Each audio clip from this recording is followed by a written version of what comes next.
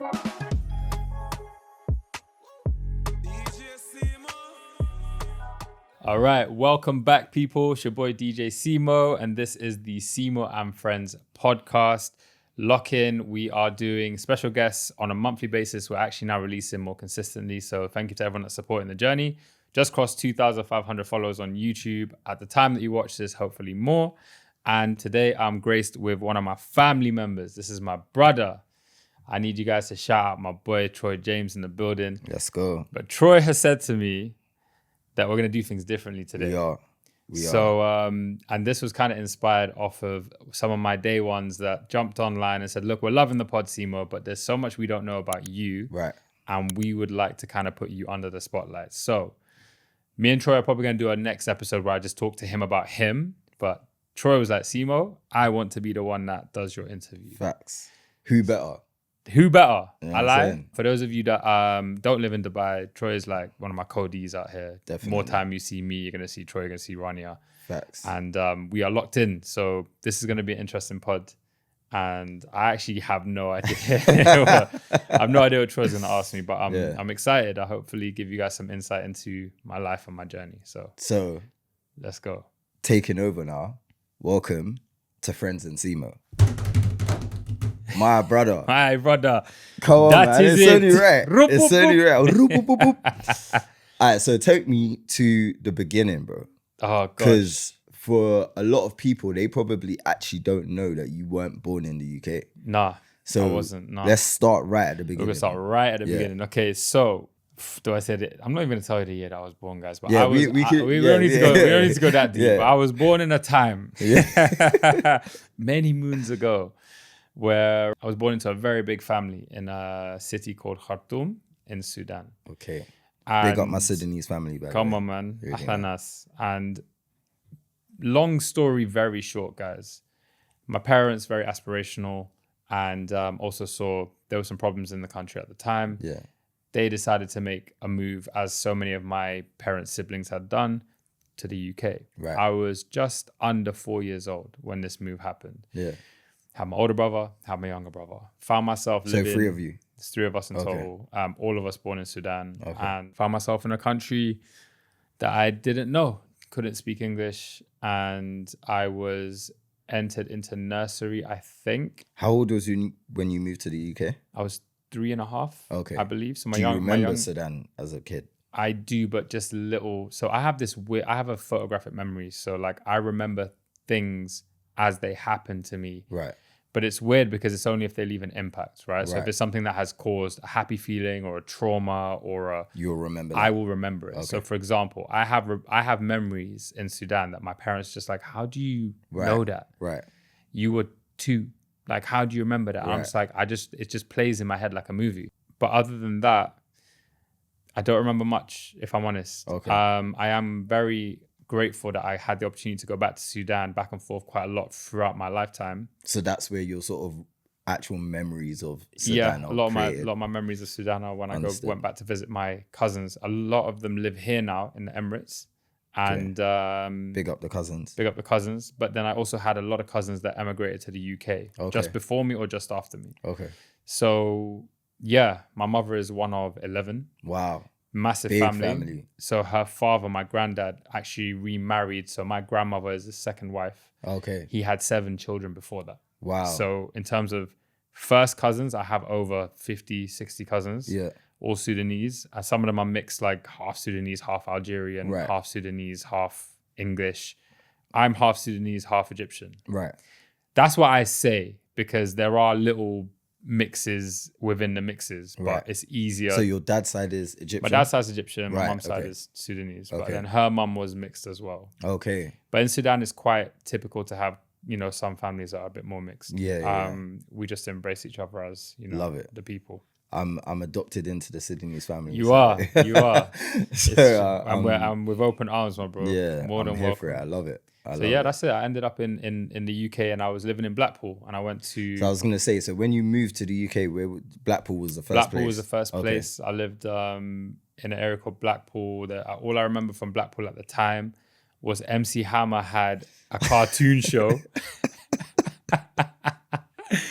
And it was something, his name on the cartoon show was Stanley, something Stanley, I can't remember. Right. But then we also had a park in Blackpool called Stanley Park. Right. Okay. And I could never forget that cartoon. It was my favorite cartoon at the time. Yeah. But I was in nursery, couldn't speak a word of English. And Crazy. I just remember Blackpool, Pleasure Beach. I have this weird, my parents are both doctors, so they came into the UK as recent graduates from Khartoum University. Amazing. So is that what they pursued? That's what they Medicine. pursued. My dad pursued specifically surgery, heart and chest surgery. Wow. So cardiothoracic. My mum was pursuing anesthesia. Big up the parents, man. But as you know, coming over from an African university, the credentials out here, you know, compared to like Oxbridge or Imperial College London, it wasn't as respected. Especially back then in the 90s. Exactly. So they went back to school, which is what took me to Cardiff. Okay. I spent a lot of my childhood in Cardiff. How old was you when you went Cardiff? Gosh, I was young. I think I did primary school, most of primary school in Cardiff, maybe from can I remember this correctly? I think it was from year 4. I was young. So nursery and sort of early primary in Blackpool, and then primary school. Between Blackpool and Cardiff. Okay. I lived in Bristol. Okay. For the first portion of Bristol. Let's call it the first portion of Bristol. Right. I'll get on to the second portion later. Okay. I love Bristol, man. Yeah. I always say, people that speak to me and know me deeply, I say Bristol made me. Bristol's what made me who I am. You know? Right. At that time, I was very young. I went to a school called Church of England School. Okay. It was in, I think it was like in Fish Ponds or somewhere near there. It's called Frenchay. So it was in Frenchay Church of England School. I remember the school like I was there yesterday. Right. I remember the layout. I remember the playground. This was primary school for you? Primary school. Okay. So up until year 4, that's where I was. Right. And it was a proper Christian school. Yeah. Which again, at this point, enter identity crisis. Right. Who am I? Right. What am I doing here? Why am I sitting in a church every day doing assembly, singing hymns? Yeah.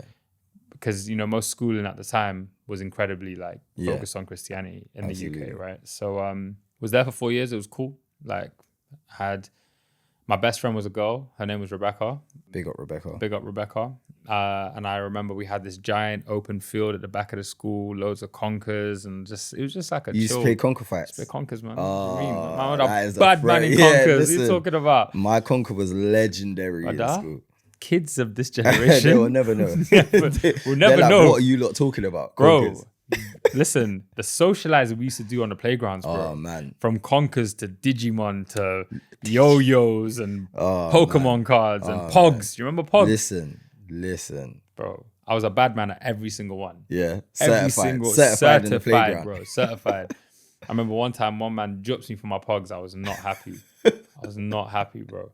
He pulled up, and this is how I knew my older brother was like someone serious in my area, because he pulls up to the yard outside my house, nose bleeding, to give me back my Pogs. What's the age difference between you and your older brother? So my older brother's a year older. Okay. It's technically, it's about a year and 6 months. So 18 months between my older brother, 18 months between my younger brother. Oh, wow. So you lot are close in age. Yeah, about 3 years between the two of them. Right. So you guys were all technically in school at the same time. At the same time, we were known. Me and my brothers were known. Like everyone knew Kareem, Salim, Muhammad. Like they all knew us, right? But yeah, ended up in Cardiff. Went to 3 different schools. In Cardiff. I used to live. What was the reason for moving around? So at first, my dad was studying again. He was getting, I think it was a master's. My mum also did a master's in Cardiff, and they eventually finished. So that's the first portion of Cardiff. They eventually finished. We actually lived in 3 areas in Cardiff. Okay. The first one, we literally lived in hospital accommodation. I remember this high rise. We lived in 2. We lived in a bungalow and we lived in a high rise. And we were horrible kids. Me and my brothers were just bored. You know, like my cat Shadow. We were Shadow, bro. We were just constantly bored, looking for something to do. Yeah. You know how kids are. Like you get to the age of like 3 to 6, and just my little brother was the little menace running. He was like Dennis the Menace, just running around looking to just try and keep up with the older brothers. Yeah. But just always falling and busting a knee and crying, and then we're making fun of him. Then he's throwing stones at us, and now there's a window broken. We were those kids. Do you know what I'm saying? Yeah. But yeah, that area, I think, can I remember? It was in I think it was Heath. We lived in Heath, near Heath Park, and there was a hospital near there. God, my memory is not serving me with that, but I remember where we lived. After there, that's when we moved schools. We moved to an area called Lakeside. So we went from these 2 hospital accommodations, and we ended up living in a place called St. Agnes Road, Right. which was nearer to our school. We went to a school called Birch Grove Primary School. Okay. Once my parents had finished their studies, we then moved to an area called Lakeside. We went to Lakeside Primary. It was a dope school, cool kids. That's when we started to, like hit my brother was about to turn 13. Right. I was, 10, 11. Yeah. We're kids now. Like we're in sports clubs, whatever. My brother's got a Welsh accent, bro. You know what I'm saying? Wow. And To this day, or he's kind of lost it now? Nah. I think there's certain words that we say, and Right, only right. if you knew how I grew up, you'd know that that's a Cardiff word. Right. Or how I say it might be a Cardiff word. You get Right. me? But because we moved so much, my identity was malleable. It was like whoever I'm around, I'm gonna absorb that. Right. And that was just the chameleon in me. Yeah. Becoming accustomed to my environment.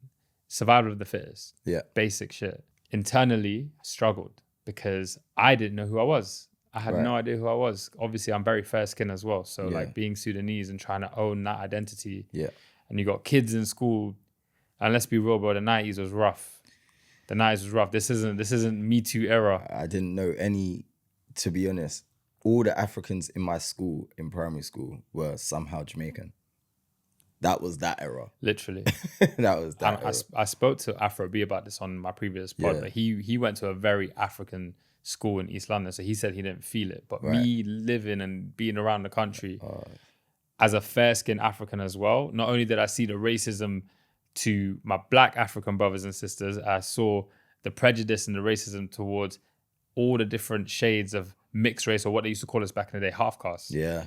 And all I understood growing up at my youngest of ages is that they don't love us here. Like we're not loved here. Right. We're accepted. We're not even accepted in some places. We're tolerated. Yeah.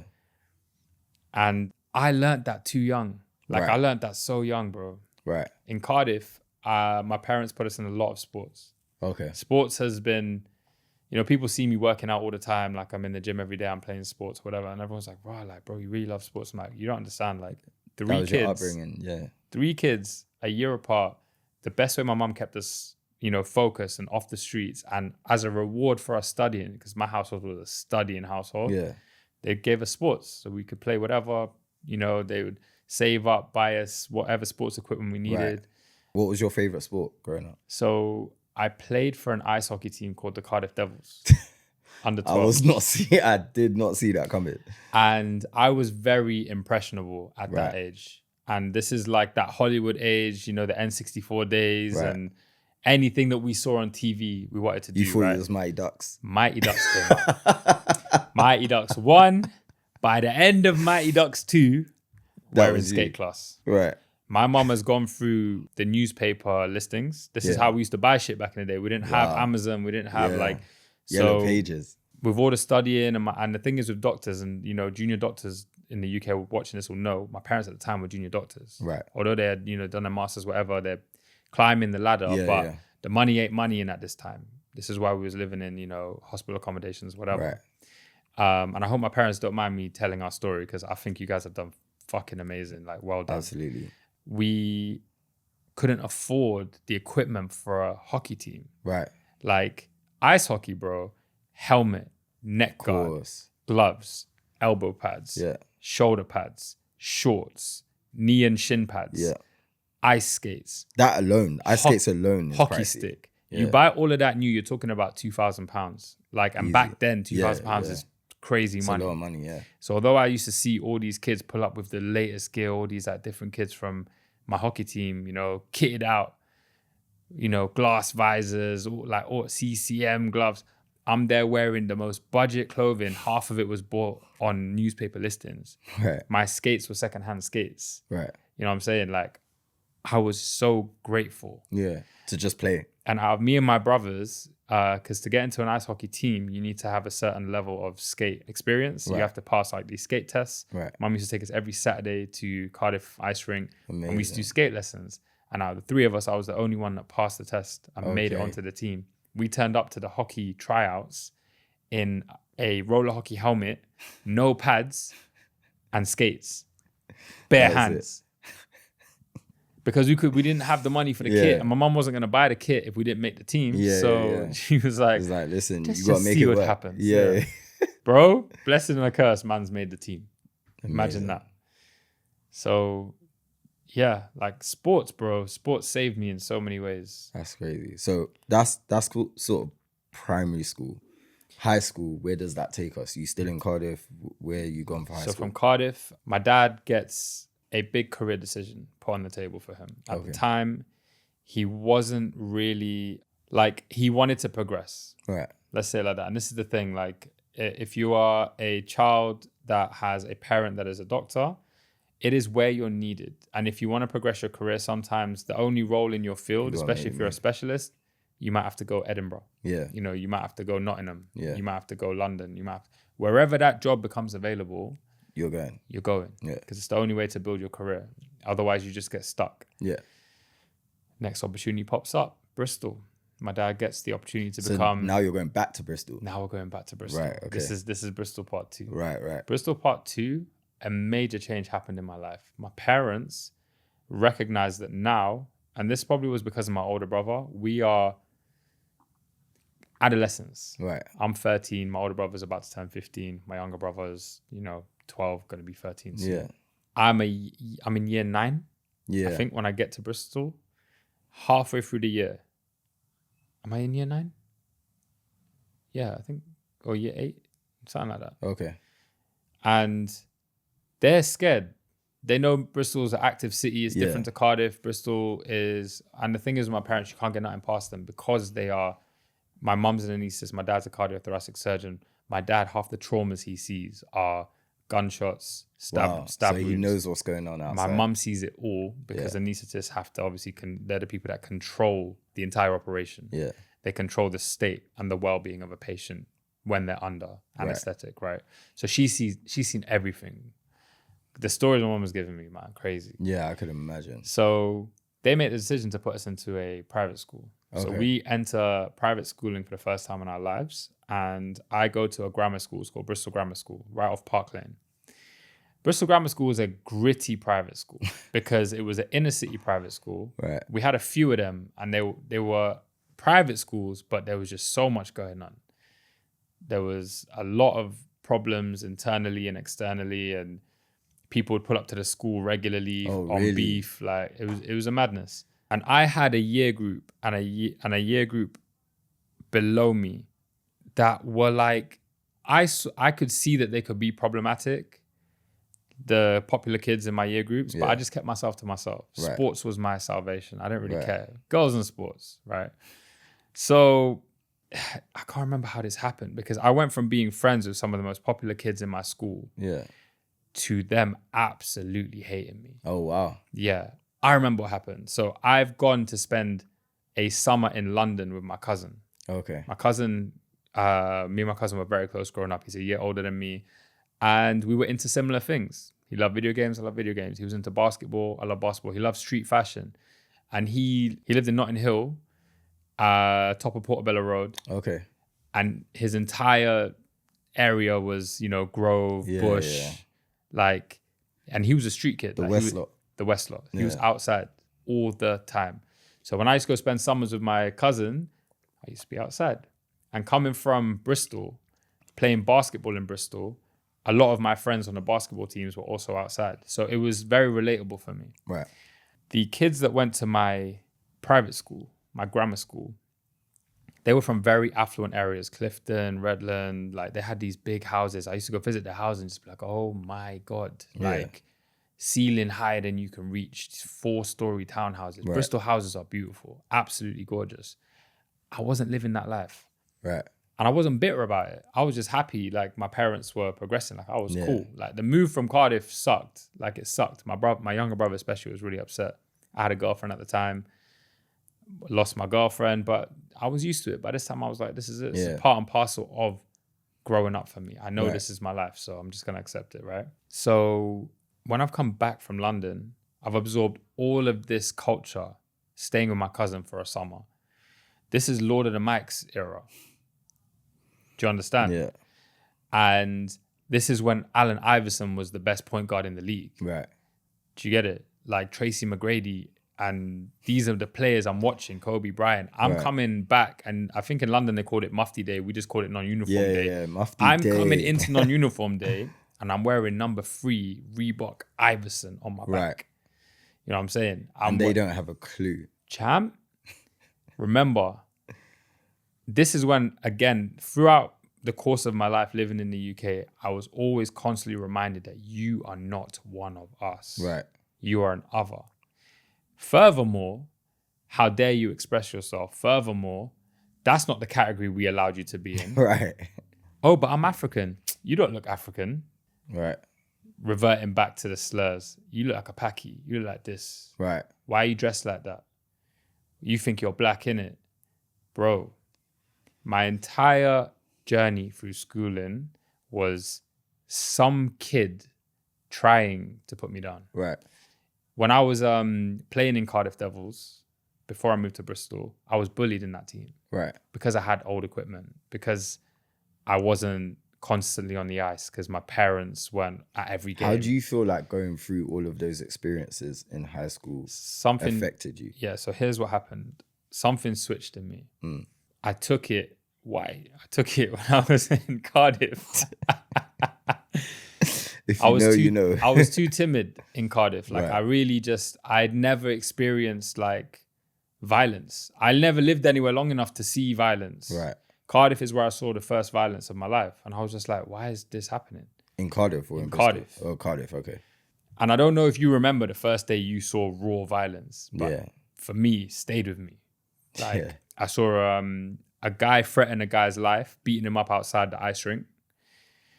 And then I saw one of the worst fights as a kid outside my school. Punch up at the bus stop. Bus stop was always where the fights happened. Naturally. And I just started to become gradually like integrated into this violent world. Like, Right. oh, people are really violent. Like, Yeah. do you know what I'm saying? Man will spin a man's jaw. It's Easy. crazy. Yeah. So I've gotten to Bristol. I've come back from this summer with my cousin, and the kids are trying to poke fun at me. And I'm like, bro, but you was my brethren before summer. I didn't do you nothing. Like, what's the problem? Wearing my favorite jersey, my favorite player. And now you are sitting on the back of the bus screaming, Semo's a wigger, you know. I'm like, huh?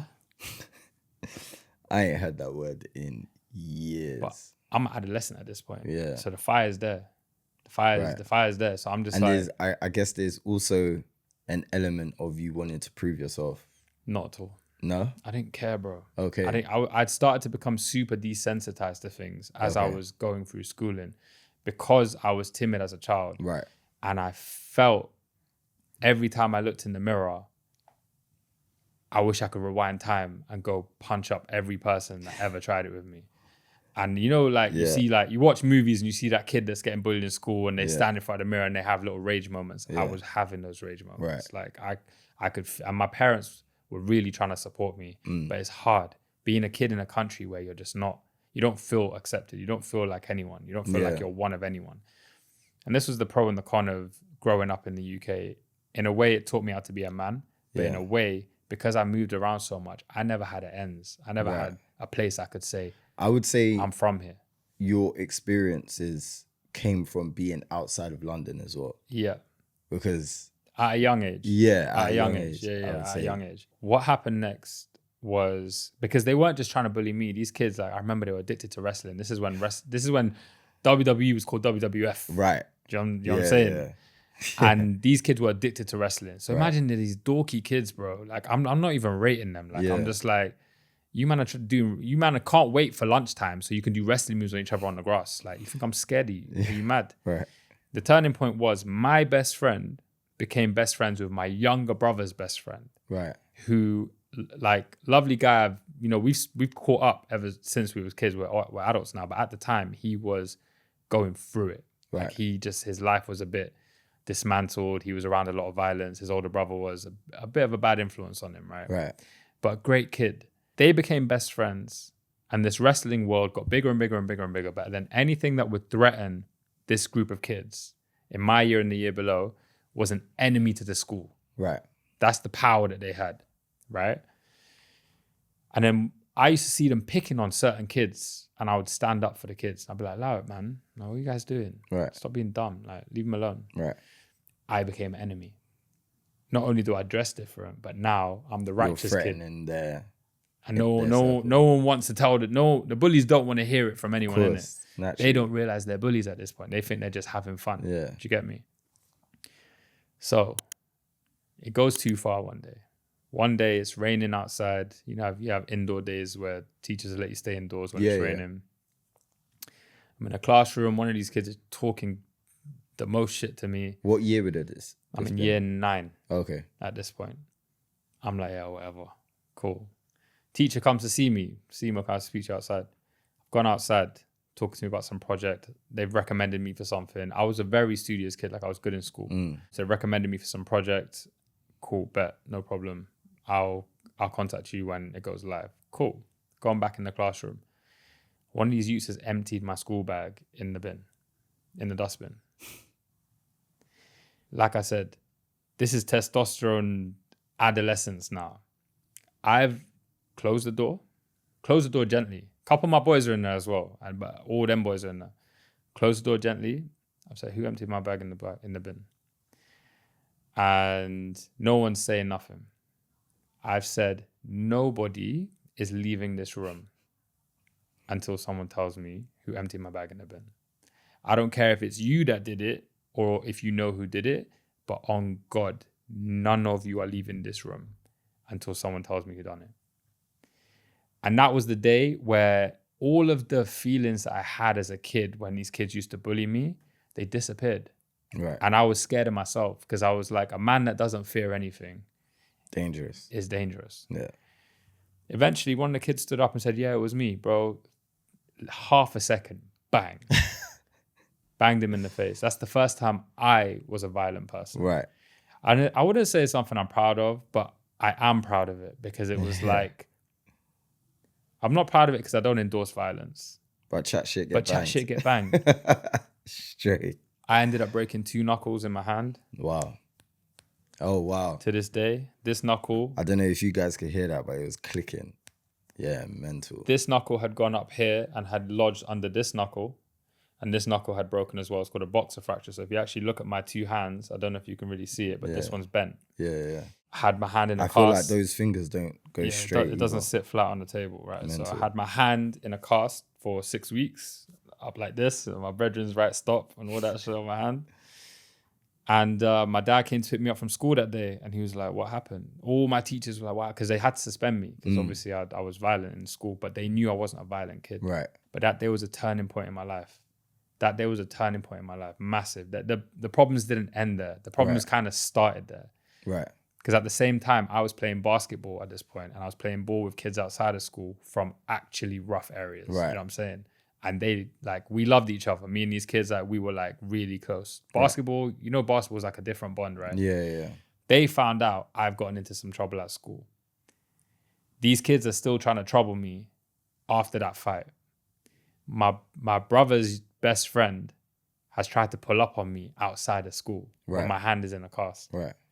I'm hanging out with some of my basketball friends at the time. They go to a rival school down the road called Cotton.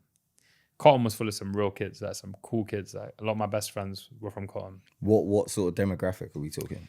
So Bristol has a massive Jamaican community, huge Jamaican community. Big on my people, them. If you do your history into Bristol, there's a big settlement of Jamaicans. Yeah, I got an auntie that lives in Bristol. St. Paul's, Easton. Some of my boys are from Fish Ponds. There's just loads of places. So a lot of my brethren that I played ball with, Jamaican boys. Okay. And this is where my first influence of music actually came in. This is how I discovered dancehall. This is like the era of, can't remember. What was the name of the rhythm where Tony Matterhorn made Dirty Wine? Oh, what was it called? I don't know. I can't remember. But I just remember the Busy Signal version on it. Yeah, Kiss me the bite, me the to Lulu. This is that era.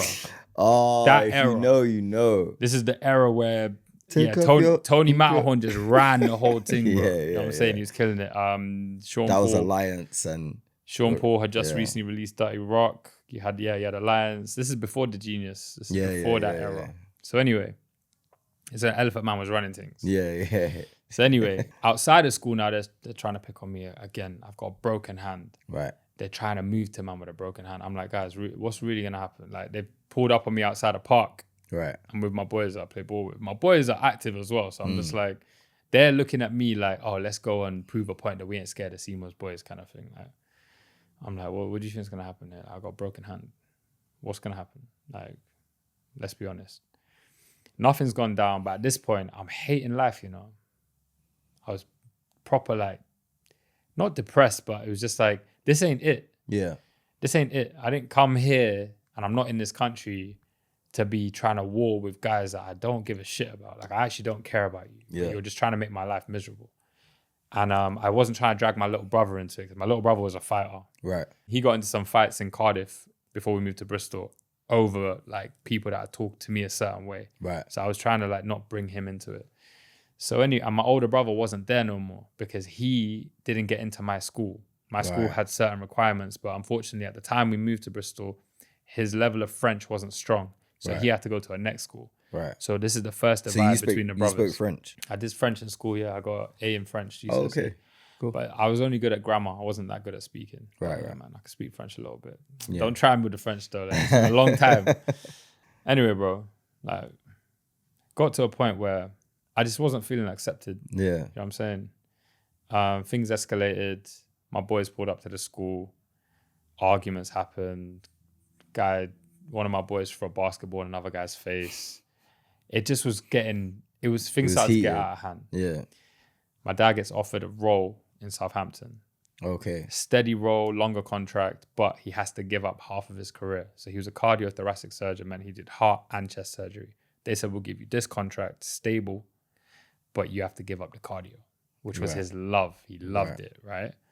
He saw it as a plausible route to a stable life for his family. He also saw Semo's getting in trouble. Right. Give Semo another 5 years in the city.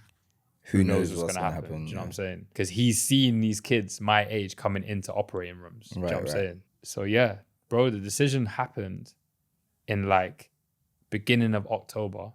By January, I'm in Bristol. I'm in Southampton. So your second half of high school was in Southampton? By the time I hit year 10, I did the first 2 months of year 10 in Bristol.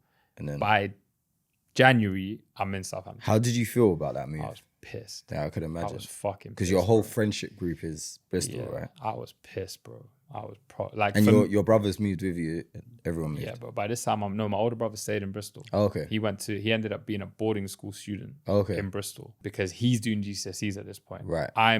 Because so GCSEs year 11 at that point they thought it would be destructive to his his studies. So they kept him there, which again divided me and my brothers a lot. And if you ever meet my brothers, we're all so different. Right. You know what I'm saying? We're nothing alike. Right.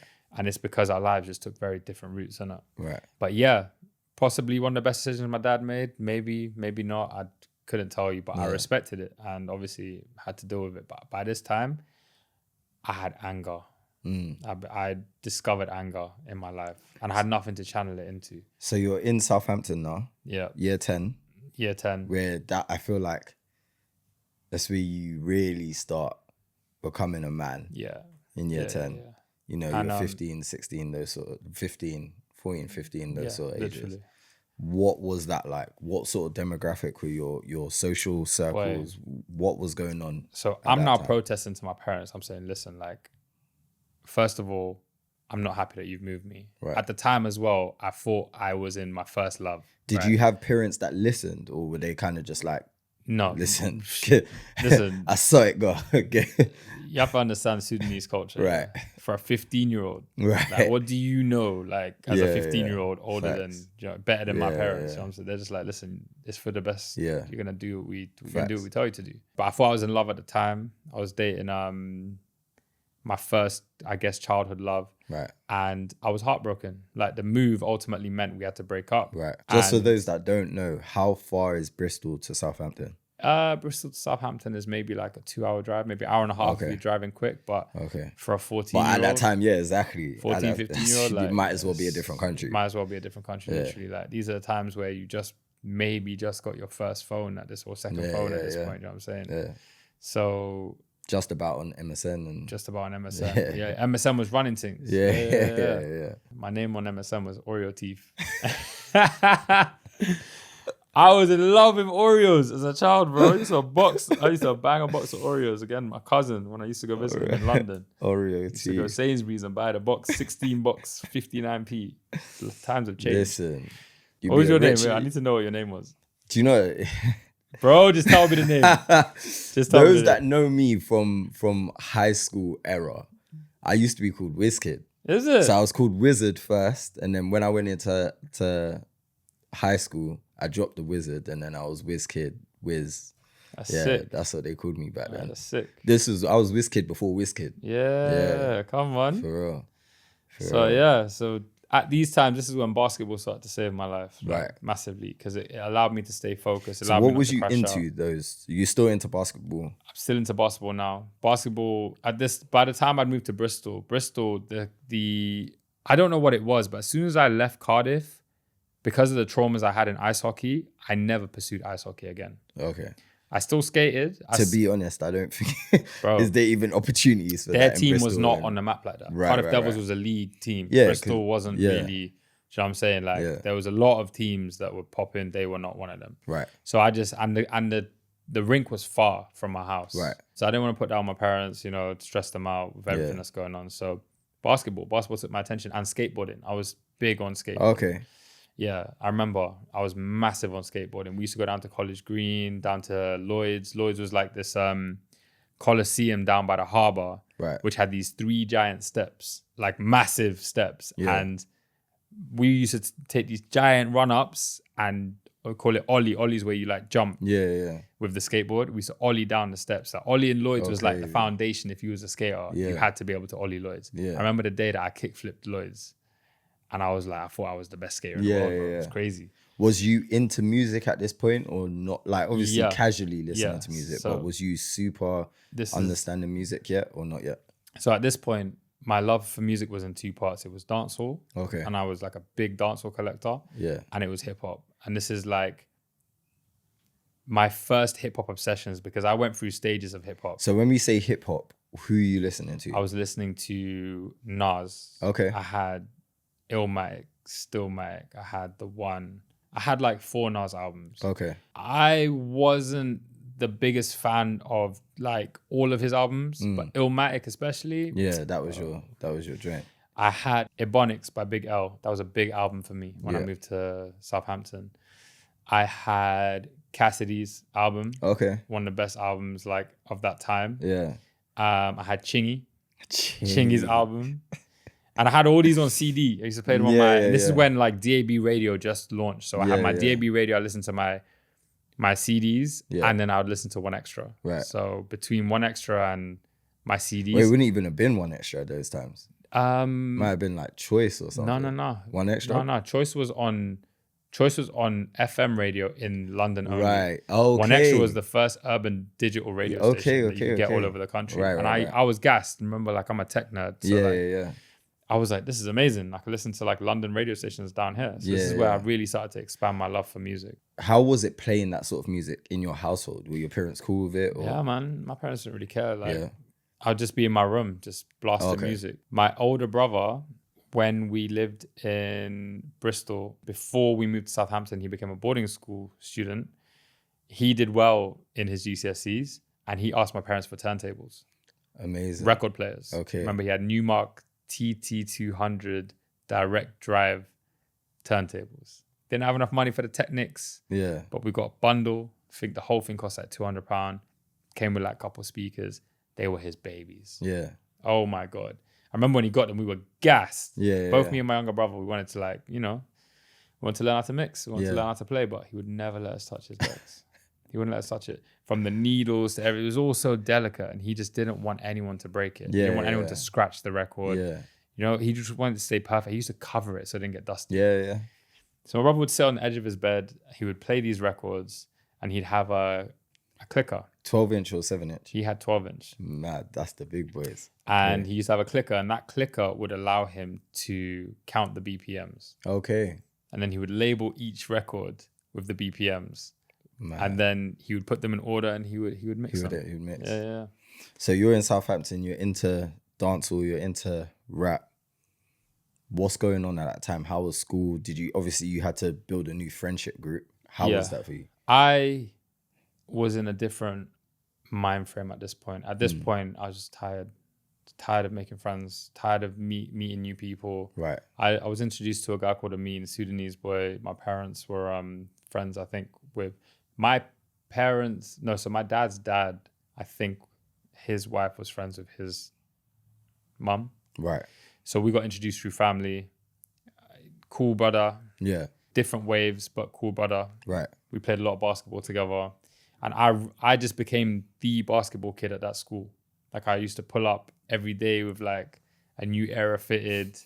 I had like all black dunks, so I didn't wear school shoes. Yeah. And any spare time I had, I was on that court. Right. Even the kid that was the best basketball player at the time had to bow down to me because I was hooping. Like this is when I was like almost in the prime of my basketball like era. So basketball saved me in these times because literally I had this yellow mini disc player. Right. And I had like Robber Ranks radio shows recorded on this mini disc player. Yeah. And I had the Blueprint on another one. Blueprint 1. Okay.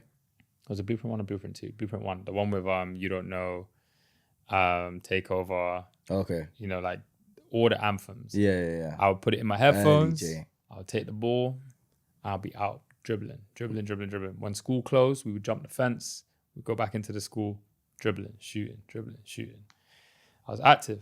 Yeah. Ended up joining the basketball team in Bristol, in Southampton, sorry. And from there, I was just locked into basketball studies. That was it. Yeah. Went college. I picked my own. Listen, by the time I did my GCSEs, I said, Mom and Dad, listen to me. No disrespect. Yeah. I appreciate how far you've got me. I appreciate where you've got me to. But I'm picking my college. Right. I'm not doing these private schools no more. These kids are not like me. Right. We're not the same. No disrespect to them. But I just want to be around people that I feel are more my kind of people. More real. Yeah. Different experiences. Different walks of life. Yeah.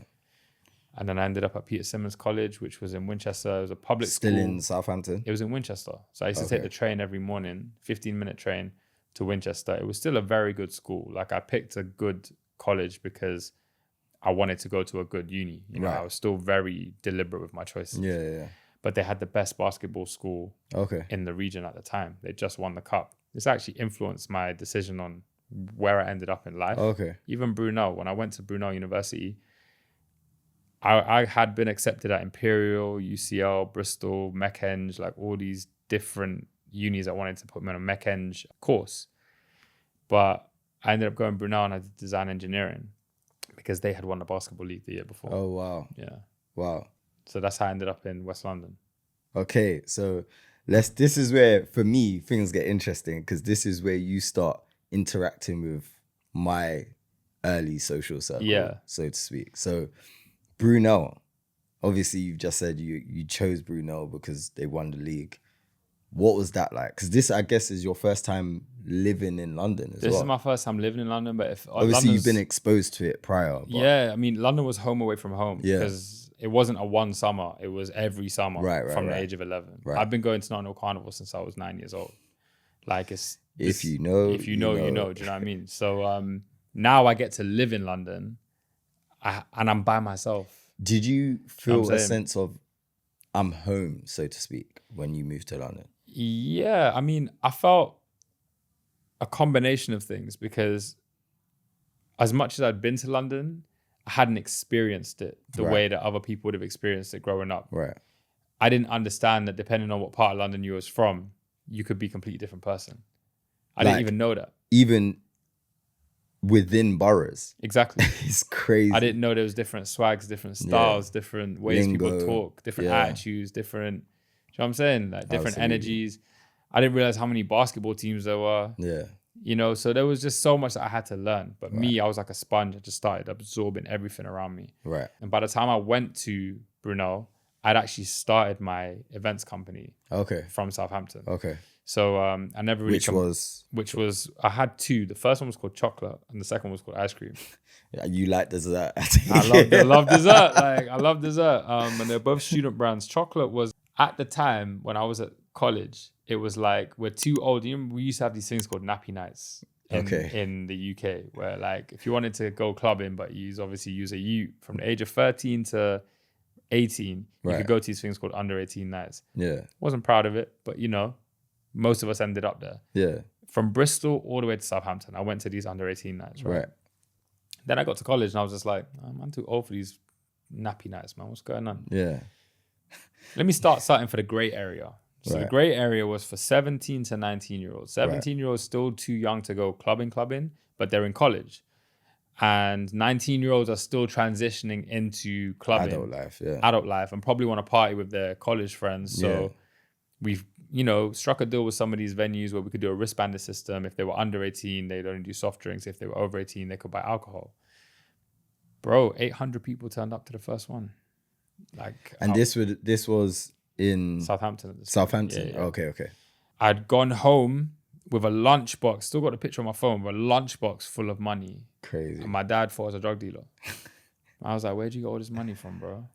I walked into the Apple store. Apple store just opened up in Southampton that year. Apple phone 1. iPhone 1. No, not 3G, not the curved one. The silverback iPhone. That was iPhone 3. No, bro. The first ever iPhone. I'm talking about the first ever Wasn't iPhone. That called iPhone 3? No, why would it be called iPhone 3 if it's the first one? I thought they started at 3. No, Genuinely. They started at 1. Okay, I didn't. Yeah. You're putting me on They had iPhone now. 1, then they had iPhone 3G, which was the one with the different colored but curved backs. Yeah, and then they went from that to iPhone 4, 5, 6, 7, and they started counting sequentially, right? Walked, queued up outside the Apple store. Walked in, bought the matte black MacBook Pro, the small one with the light up Apple logo, and an iPhone 1. Went home. My dad's like, oh, what are you at? Like, in the Arabic version though. He's like, what's going on here? I was like, yeah, man, I do events now, Dad. I'm making some good money from it. I was like, okay, cool. So by the time I'm in Brunel, I've only just started to dabble in DJing. Right. I'd spent... So you was putting on events first before you was fully DJing? I started with events first, my final year of college. And then I can't ever not mention this brother, because without him, I wouldn't be a DJ. I wouldn't be here right now. My boy Philly was my basketball buddy in college. And when my older brother went to uni, he left his decks at home. Right. So all this, you can't touch my decks. It's out the window. It's out the window, bro. You're talking about can't touch your decks. What are we going to do? Yeah. How you going to know? How you going to know? I took my brother's decks out of his room, brought a table into my room. They lived in my room. From the minute he left, they lived in my room. Right. My boys used to come over, used to watch me mix, whatever, just have some fun. And one day my boy's like, yo, like, you know, you're good. You're good. Like, you should consider doing this DJing thing. I was just like, I'm going to be a basketball player, bro. What are you talking about? I'm about to be the next MJ, next Iverson. I took a gap year to try and pursue that. Between college and uni, basketball. Took my SATs. I think I got a 1640, which is a decent score. But I didn't get any endorsements to go to a prep college or a college in America. As you know, they can cost up to like $40,000. So I was like, I'm not going to ask my parents for 40 bags. The hell? Like, let me just take this gap here, enjoy it, get a part-time job. I was doing door-to-door fundraising, literally knocking on doors, doing fundraising, like selling charities. You know what I'm saying? And bro, I was top shotter. You see, for in my thing, I was like the best seller. I did door to door. Shout out, man. If you know, you know. If you have been in the field selling charities or British Red Cross, all of that, I've got a different level of respect for you. Because that is treacherous. It was hard. It was hard. But all around the country and that. Taught me how to speak to people. Yeah. Thinking about the transferable skills I picked up, bro. Taught me how to speak to people. Taught me how to conduct myself amongst people that don't know you. Yeah. Taught me how to be personable. Taught me how to formulate my words correctly. Yeah. Taught me the importance of a pitch. Like, I learned so much from that year out. How not to neg out when people are closing doors in your face. Literally. Yeah. And I was a top closer. alongside that, before I went to uni, I'm building this under 18s like grey area night called Chocolate. Right. We started doing it every quarter. Each time we're doing it, the event's making like 12 bags, 15 bags. Wow. I'm like, bro, I'm a 19-year-old making 12 bags a quarter. Like, that's nice. Like, yeah. Get to uni, I'm driving down on the weekends while everyone's, go hopping halls to halls, having parties. I'm driving down. Occasionally, like, a girl might come with me just to see what my life was like outside of uni. Yeah. Running parties with 1,000+ kids. Crazy. Coming back up with a bag of money. Launched a clothing line. Shout out to my boy Mikel Pierre and Donny Sunshine. At the time, they were like my mentors, helping me build all this. Right. And got into my second year. I've got final years sitting down with me for mentoring and how you doing this and da-da-da. And I realized just along this journey, I had just become this tenacious, unstoppable, relatable, personable, down-to-earth guy that has been exposed to so many different types of people that I can speak to anyone. Right. And I'm not scared. Right. And that's when things really kicked off for me in London. Okay. Because it didn't hit the ground running. Someone even launched an event called Ice Cream Factory before it was up in like Nottingham or something. Okay. Before I got a chance to launch ice cream.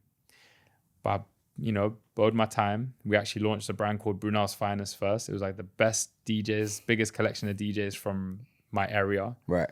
We sold a few of those out, and then I got the opportunity to do my first big event. I called it Semo's Beach Party. And this was at a venue called, it used to be called Liquid Uxbridge. Oh, you remember Liquid? And then it became Attic.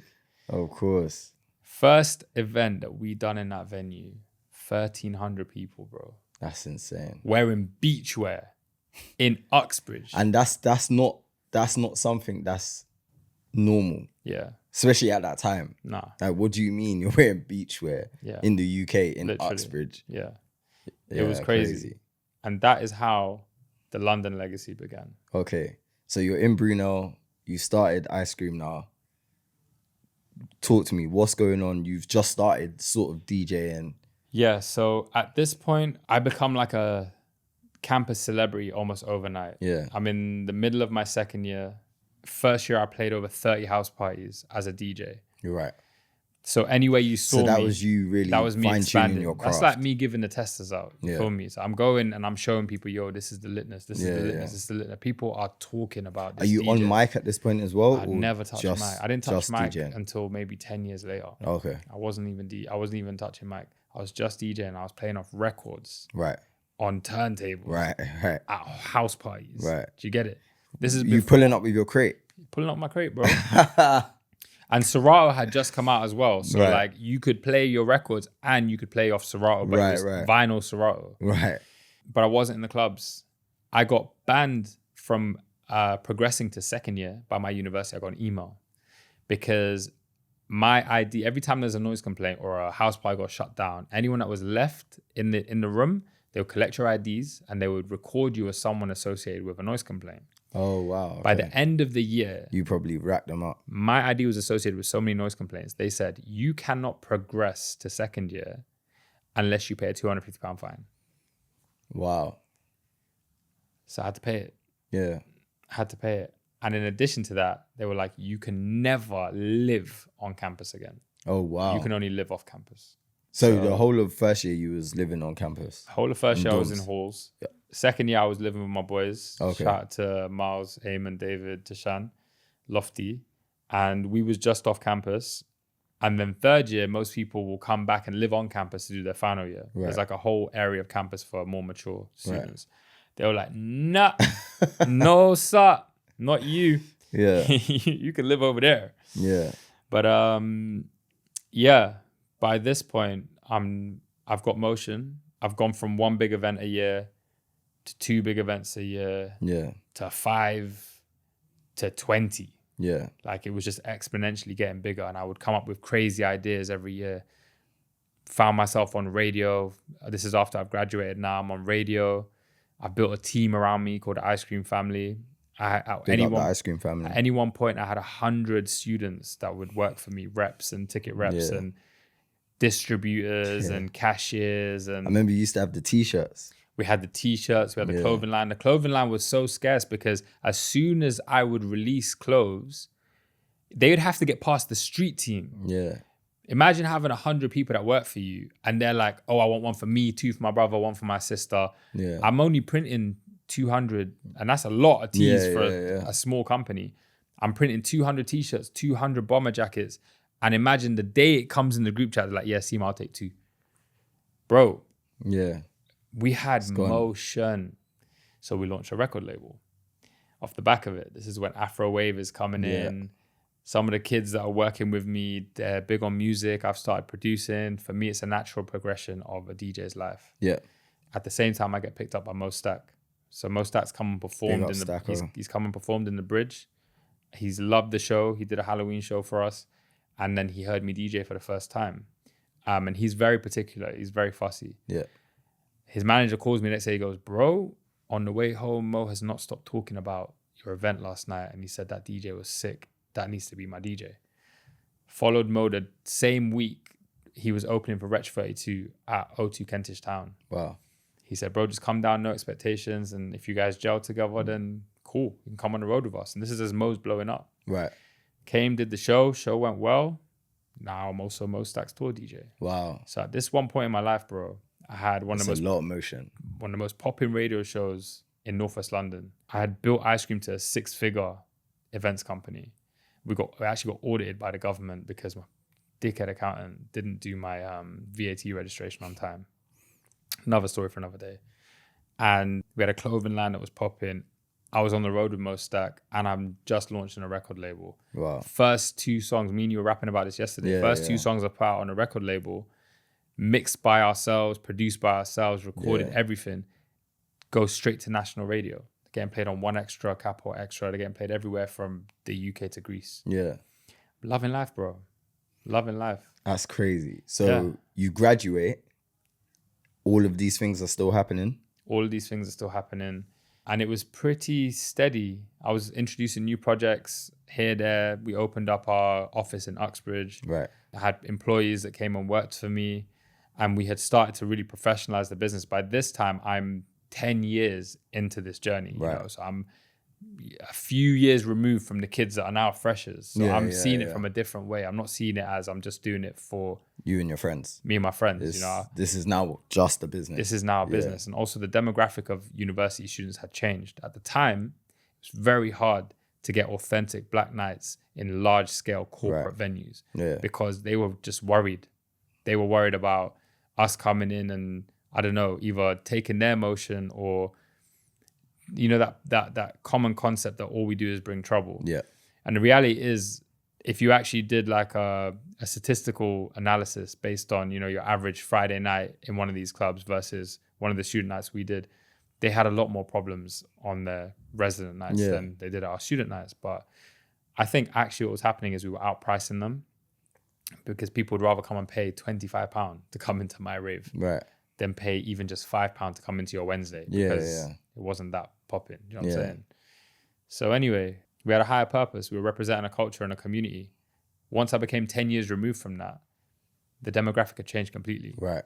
We had the biggest ACS in the country at the time. You know, Brunel ACS was massive. I think it was like 600 members. Yeah. By the time I'm 10 years removed from it, the ACS is way smaller. Most of the kids listening to like black music are Asian kids, white kids jumping up and down to Travis Scott that love Stormzy. Right. The whole different thing. It's just different. It's a whole different thing. I started and you know it is, I guess that a lot of the people that you would have come up with at that point are either in a career or on the roads. Yeah. It's like we ain't. Everyone's gone to pursue their own little. So I'm by myself now. I'm really doing this. Like all my peers are doing their own thing. Yeah. So I'm like, okay, I either double down and I lock in, or I need to figure something out. Are you in the clubs at this point or not yet? I'm not partying. Right. Because I was in Uxbridge. Right. Even as just downtime, I wasn't partying. Right. So while my friends are exploring being young adolescents fresh out of uni, they're partying in central London, they're launching events, brands more for our age group. Yeah. I'm locked in trying to run student brands. That's where your bread was. Exactly. Yeah. But I was getting tired. I was getting tired. So this is where God comes in, because we have a world-changing. My dad would call it a never event. A never event is something that might happen once in your life. Right. We experienced a pandemic. Right. And it's out of our control. Right. And I didn't take it seriously at first. I was just like, yeah, you know what? Give it a couple months. We'll be back. We'll be back before freshers. We went to lockdown in April. Finished my audit, government audit, April. I can breathe. This is amazing. I'm basically sending 2K a month to the government. Right. Finish paying that, we go into lockdown. It's crazy. So during lockdown, what did that look like for you? Lockdown was a very depressing time because honestly, I had no idea what I was doing. I really wanted to be like these streamers and people that had kind of got it together and were, you know, online on TikTok and Instagram Live, and they had their different things set up so that they could actually like broadcast and create online followings. Yeah. My neighbor was a dickhead. Like he was a horrible... So was you still in Uxbridge at this point? I was still in Uxbridge, but I was living in West Drayton. I'd moved just down the road. Okay. Again, probably a blessing and a curse. I used to have this beautiful apartment in West Drayton. My owner wanted to sell it, and I didn't want to buy it, basically. We saw it as an opportunity to downsize, to save, to buy our own place. So we moved into this shitty little apartment on Cherry Lane in West Drayton. Above us were like this horrible couple with their 3 kids running around, shouting, fighting, screaming. Like it was a mad, bro. Kids pissing. You and your brothers, bro. as kids. Yeah, but man was now in the trenches. Yeah. You just be trying to sleep at night, and all of a sudden you're hearing thuds on your ceiling. Yeah. Then we go into lockdown, so I'm stuck there. Right. I'm stuck there. Bro. Right. So it was a horrible time. Like me and my girlfriend at the time, we were going through it. She was really anxious and worried because she had no idea where we were going to end up. Right. I didn't feel like there was enough belief in me. She wanted me to leave the career or look at starting a new career. Right. We kind of got through it, and then we decided to move to East. We just wanted to get out of that. We ended up going to Barking. Okay. Yeah, because BAD. She's from like Ilford size, Dagenham size. Okay. So we moved to Barking, and that's when my DJ career restarted. That's when I was like, nah, man. So this was after the lockdown? This is after lockdown. Okay. And then during the lockdown, the venues that I used to use for my events brand, they all shut down. Wow. They went into liquidation. Yeah. There was no opportunity for me to even restart. Yeah. We had tried to do a few events in local venues, smaller venues, but we had lost the essence of the brand. Yeah.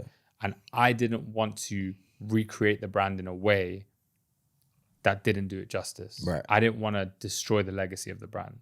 So we did 2 events post-lockdown in the area, both sold out, and the students loved the events, but I was just like, I'm not doing this. I'm not doing this, done. So you're in East. That's the resurgence of your DJing career. Yeah. What happens at that point? 2 things happened. I got approached by the owner of the biggest venue company in East London. He owned 90% of the venues in Shoreditch. He had used the pandemic as an opportunity to go and buy delinquent venues around the country. Oh, wow. He invested millions and millions and millions and refurbished them. Me and him, I don't know how we came across each other, but essentially we had come across each other, and he asked me to go on a walk with him in Shoreditch. And in that walk, he basically said, what are you doing with ice cream, your party brand? We will take it. And I was like, it's not for sale. And that's not because I couldn't have sold it. That's because I love the ice cream legacy and the journey and what it means, not just to me, but to a lot of people that were a part of it. If you were around at that time, because we weren't even like, we didn't know each other at that point, but I knew about ice cream. Everyone that kind of knew that Brunel space. It's literally like a snapshot in time. Yeah, absolutely. And if you got to experience it, it's a treasure. Do you know what I mean? For me to sell that and then watch a man destroy it or you know, commercialize it would ruin the essence of why we started it in the first place. Yeah. And I was okay with it just stopping. I was cool with that. I wasn't mad at it. You know, some people were like, bro, how could you let it? I was like, bro, like, it's come to it had its time. It's had its time. It's come to a natural end. Like, and I'm proud of it. Like, it was a great time. So I said to him, I'm not going to sell it to you, but I'll build you your own. And I'll make it how you want it to be, but I'll use my mind and my marketing systems. And that's what I'll do. So that was A. And then B was, let me take this DJing thing serious. I had gotten so lost in the semantics of business that I was more of a businessman than I was a DJ throughout this 10-year, 12-year period of running ice cream. In that year after lockdown, I took his events brand from 0 revenue to 6 figures within 7 months. Wow. And I became one of the most booked DJs in East London.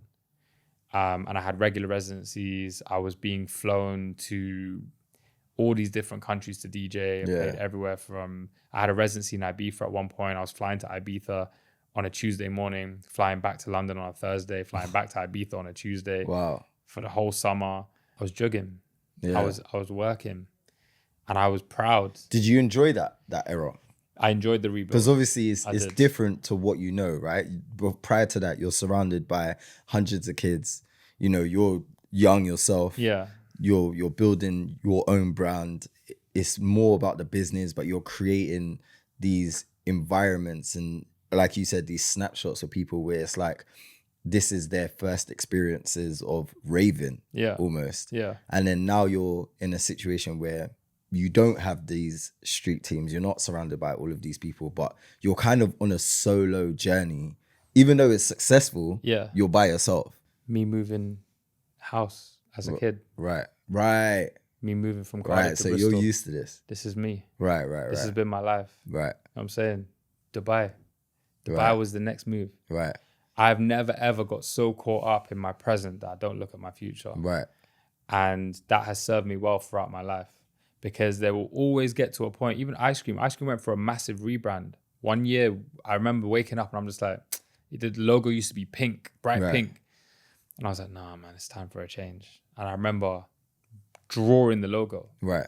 I've never been someone scared of change. Right. I feel like change can be very healthy if executed at the right time. So at that time, I was very excited. Right. I was nervous because I was like, I could fail.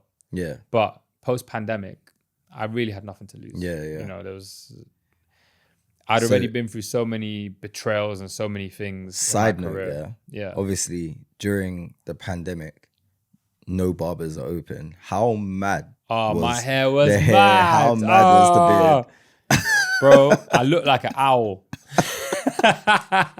I had the sides flapping out like this, like no fade. For those that don't know, like, obviously what you look like back then, did you always have the hair? Did you always have the beard? I grew the hair through ice cream. Okay. I grew it through, the top knot came through ice cream. Okay. I used to because that's like your signature look now. I used to have a buzz cut. But so I didn't have a long beard. I had like the little genuine beard with the little tiny little mustache at the top. And I had a 3 or a 4 on the top. And that was it. And then, throughout the journey of ice cream, you built the image. I built the image, man. Right. Okay, so you're building your own solo career now. You're loving DJing. I'm guessing you're obviously in the clubs now and stuff as well. You're known for DJing. Where does that take you? Is that where the Dubai step comes in? What happens with that journey? So I'm milking this journey. I've launched a new brand called Semo Friends, more mature. So that's where that started. Semo Friends started because I wanted to start doing my own events, but I wanted them to be exclusive. Right. I wanted them to be invite only. And I didn't really want them to be executed on a mass scale. Right. I didn't want it to be something, like I put on a ticket site and I invite people I don't know. I wanted it to be an experience because imagine every year, 1,000 kids are graduating who have come from this ice cream ecosystem, and they have been like conditioned throughout that entire journey to love how we play music. Right. So they've graduated now, and they're loving partying and whatever, but we're getting messages daily like where's you lot have ruined raving for us. Yeah. Because our DJs were lit, and they couldn't find that. A lot of them couldn't find it. Even now, bro, I get people asking me all the time, like, bro, when you bringing back ice cream? Like, guys, just tranquilo. Yeah. It's done. Yeah. But that showed me that there was demand and there was opportunity for me to actually start doing my own events. And they started smashing. And we was doing amazing venues. Yeah. White City House. We did the Ned. I got to see some of the press shots and it just looks like a great time. Absolute movie. A great this club time. called Q Club. My leading was that dude, mainly based in East London or was you? Yeah, it was mainly East London. We did a couple of other venues, maybe a few in South, but it was mainly East London. East. Yeah, okay. Yeah. But we loved it. Like the journey was great. Just the appeal was different. Not having to worry about doing student parties and the problems that came with student parties. Right. Student parties were great, but they were fucking annoying, bro. Headache. Like some of these kids, so annoying. Like I had to create an entire system to stop kids defrauding my events.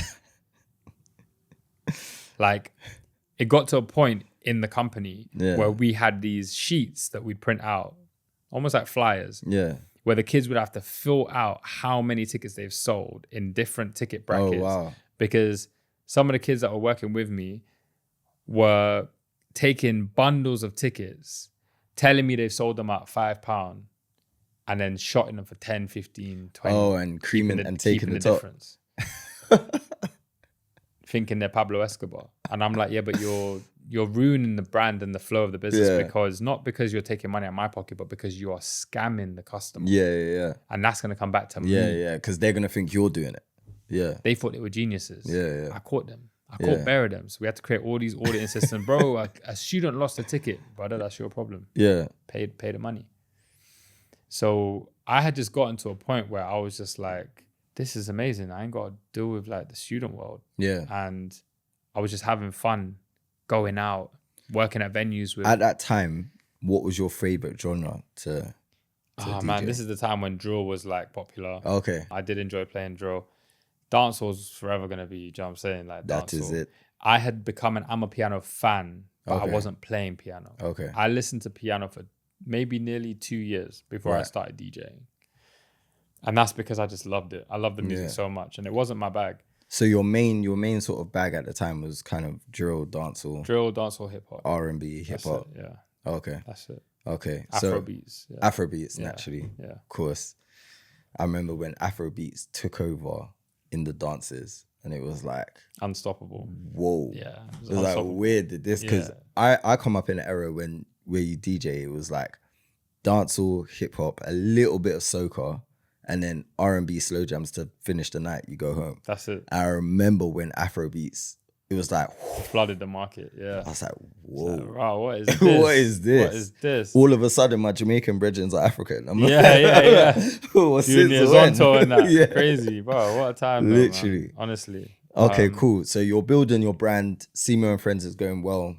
Where does the Dubai step? Did you think about moving to Dubai prior to doing that? I had never been to Dubai. Okay. Prior to August 2023. Okay. My cousin was getting married. My parents have been telling me for years, go. My parents have been here. You got family here, right? Yeah. So, go Dubai, you'll love it. Go Dubai, it's growing. We have, friends, kids who have come here and they've made bare money.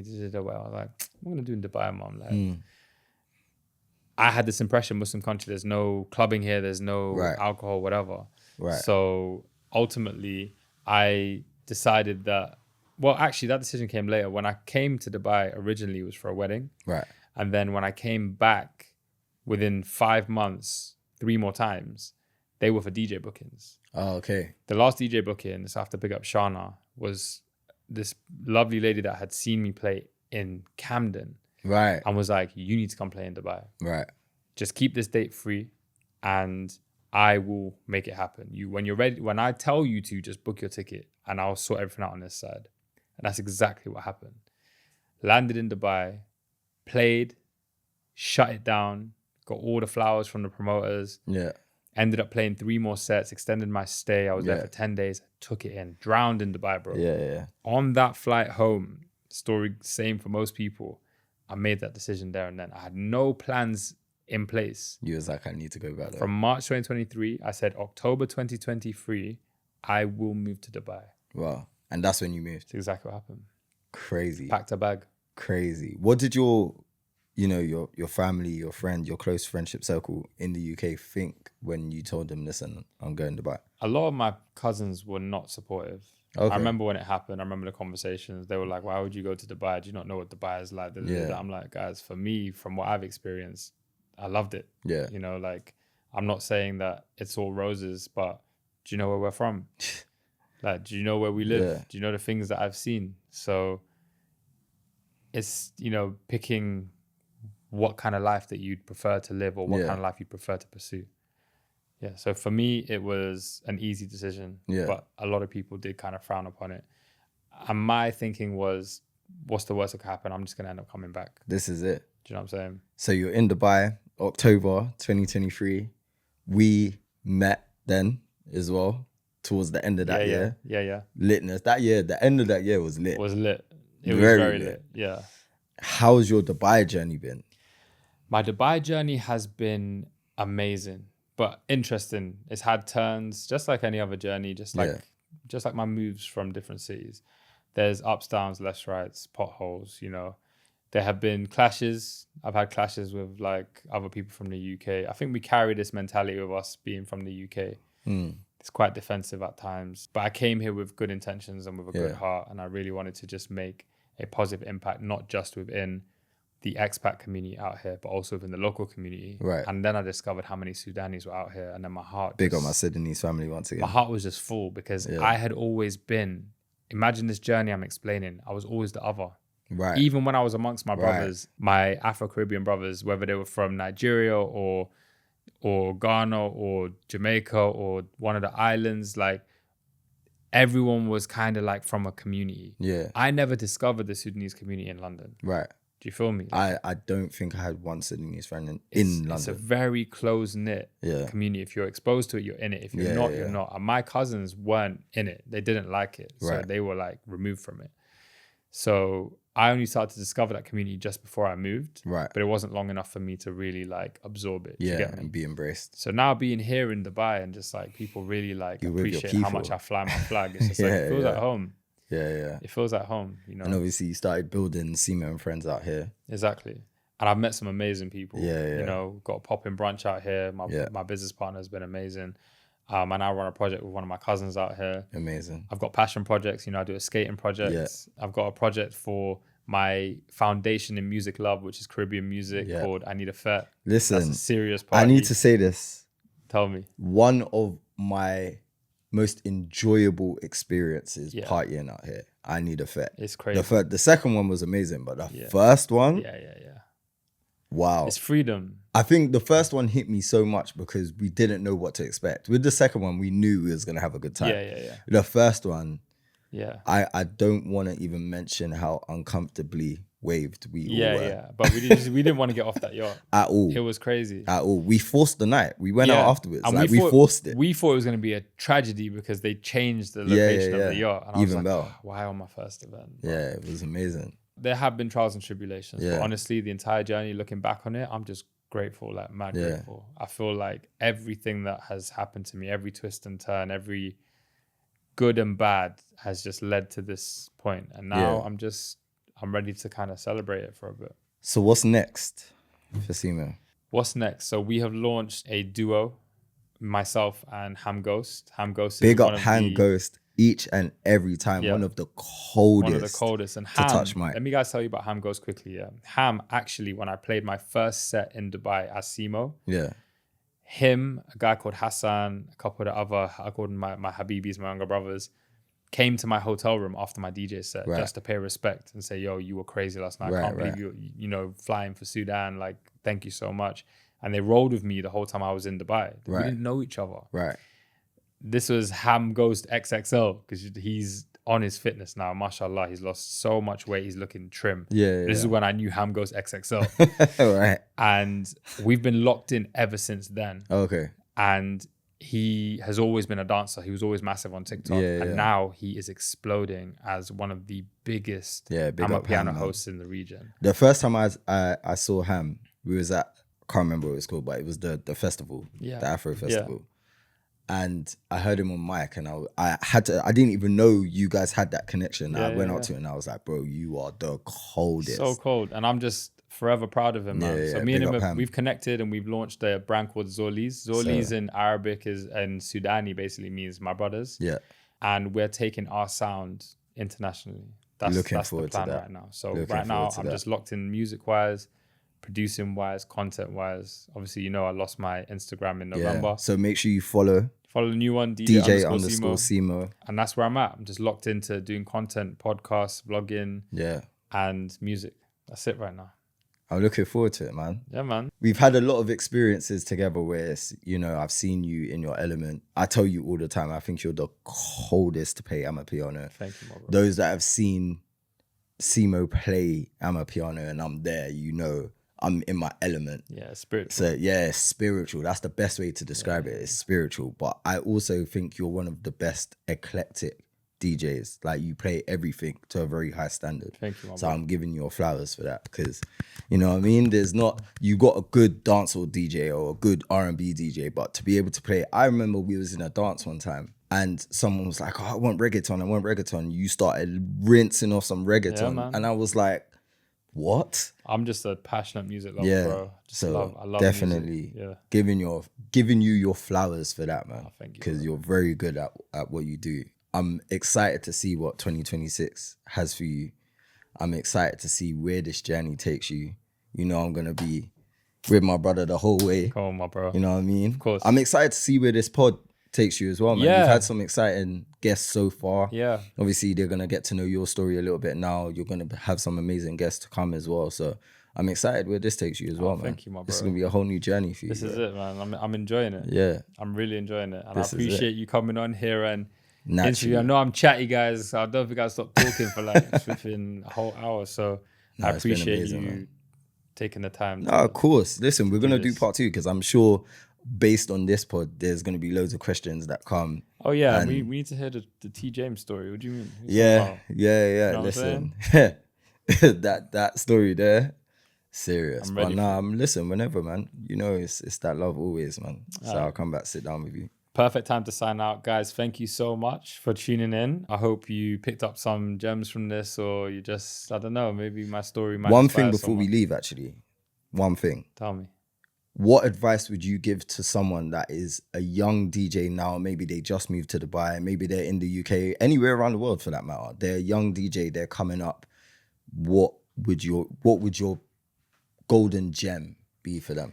I don't want to sound too cliche, guys, but generally, the best advice I've ever gotten in my life and applies to anything is just do not quit. If you love what you are doing, no matter how hard it gets, no matter if there's a world-changing pandemic, no matter if you have no equipment, you can't record a set, it doesn't matter. Just find a way. Take a step forward every day. 1 step, 2 step, 3 step, 4 step. You'll look back one day and you'll be sitting in Dubai when you started on your kitchen counter. Yeah. Just don't stop. And in 10 years time, I'm going to look back and be like, oh, I remember when I was in Dubai playing like local clubs. Now I'm playing, you know what I'm saying? Have the vision and take just 1 step every day. Just one. 1% better. Don't give up. That's it. Just don't quit. Figure it out. Amazing, man. My bro. Friends and Semo. Friends and Semo. We're dead there. That is it. That is it. Like, comment, subscribe, all that good stuff, my guys. See you next time. Semo Friends vlog, podcast. You know the vibes.